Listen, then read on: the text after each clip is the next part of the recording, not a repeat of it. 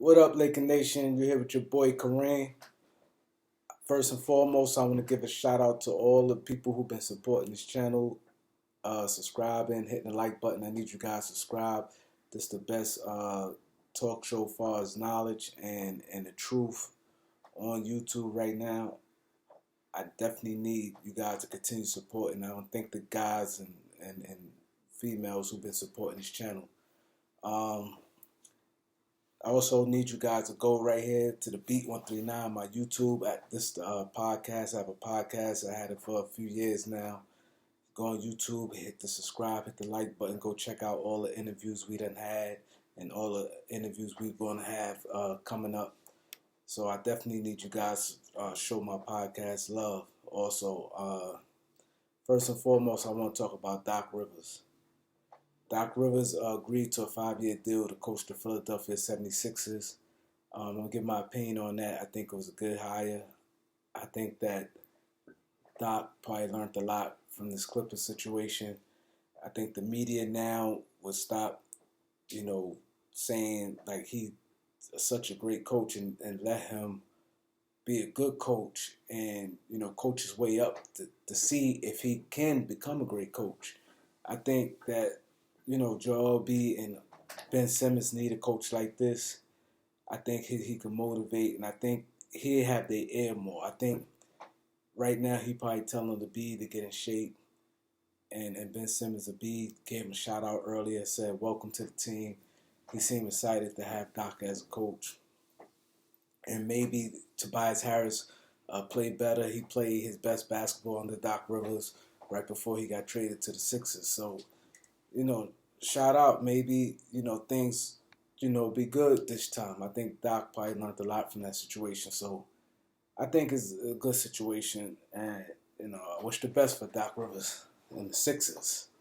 That's my son team. So, always had a little love for the Sixers anyway. So never liked the Celtics.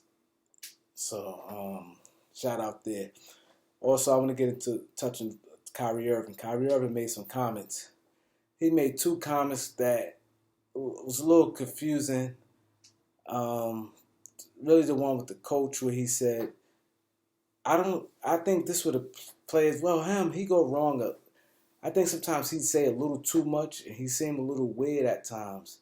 Where he said, ain't no coach, ain't no head coach. You just, everybody coaching together. He could be the coach. Kevin Durant could be the coach. Jacque Vaughn could be the coach. I don't think on the first year, a new coach, I don't think you want to make them comments like that. They're head coach for a reason. That means they making the decisions. You don't want to undermine that by saying, giving out all these guys. Even your assistant coach could be a head coach and all these different things. Some stuff don't need to be said. We all know sometimes the players give their input during the game and the coach sometimes go with it.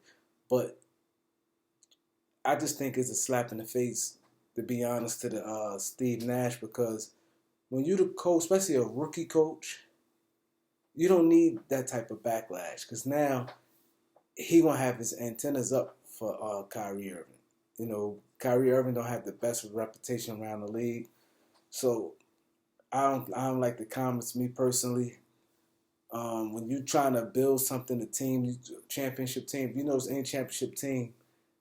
Anything that compromised the chemistry, that's something you don't want. Lakers had top of the line chemistry from day one.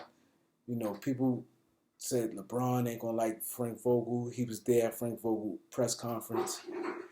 He said a lot of positive things throughout the year for Frank Vogel. The team been loose. That's what you have to do. You don't need the coach to start doubting himself or feeling any kind of way about anything. And you don't want to start giving up bad vibes with the team. You already said the teams need to make moves. You said that during the season when the game y'all lost. You said y'all need to pick up a couple more pieces. That's not. I just feel some stuff you just don't say. And the guys, whoever he didn't name, they can feel a way about that. I just think he do a little too much talking about stuff he shouldn't. You should be talking about coming together as a leader, and some stuff should be behind closed doors. And his second comment, he commented about I think it was a shot at LeBron James. He said that he was the player that always took the shot, the best closer, down the stretch on every team he ever been on the NBA. And he said now with Kevin Durant, they both like equal as far as I guess shot makers and down the stretch. You know, so I definitely think that was a little shot at Bron, maybe because he see how Bron, real close to AD. I don't really know that situation how, but maybe he really feel that in his heart. I know he took a big shot, but Bron also took big shots also, so I don't can't really say that's the truth. And LeBron type of game, he will give up the last shot to an open player. So, but I definitely think it was a shot because that's something that need to be said. If you want to give Kevin Durant a compliment, you could compliment him all day. You could, but you didn't have to say the best. You're the number one. You're the best guy taking the last shot and different things like that. I just think as a leader, he's not a leader at all. And I think that's one thing. I think Brooklyn have a tremendous team. I I just think that they bringing Joe Harris back, and if they could sign a power forward, they don't have to be great. Somebody like I said, Paul Millsap. I don't really think much of his game right now, but him just playing 20 minutes a game, that's all they need. He decent. Paul Millsap decent. He's a veteran, not set picks. And, he has scored every now and then. He play hard, he physical. Some occasion he can knock down an outside shot. I just think he's perfect. He in a price range after, if they spend some money on Joe Harris and bring, Millsap in, I think that's all they really need right there. That position, then, Torian Prince could back him up. I think that's just the missing piece right there. They have a tremendous team of bench, starters. They good. But the one thing I could see already that can, with injuries with Kyrie, and plus, I think Kyrie can turn guys off with his mouth and some stuff he say. I think a lot of guys in the locker room probably don't respect him, like how they say the players on the Clippers don't respect Paul George. I could see Kyrie probably wear thin on some of them guys. Guys probably like LeVert, then Willie, and Jared Allen, Joe Harris, and some guys like that. Anything outside of like Durant and DJ,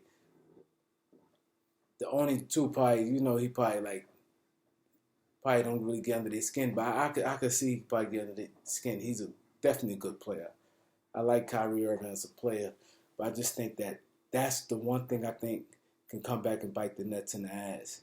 Him, as far as his leadership and turning players off. But I definitely need you guys to hit the like button, hit the subscribe button, subscribe to this channel, also subscribe to the Beat 139. I really appreciate that. If you guys show me some love on both channels. I'll be back. Lakers game 2 tomorrow. Peace.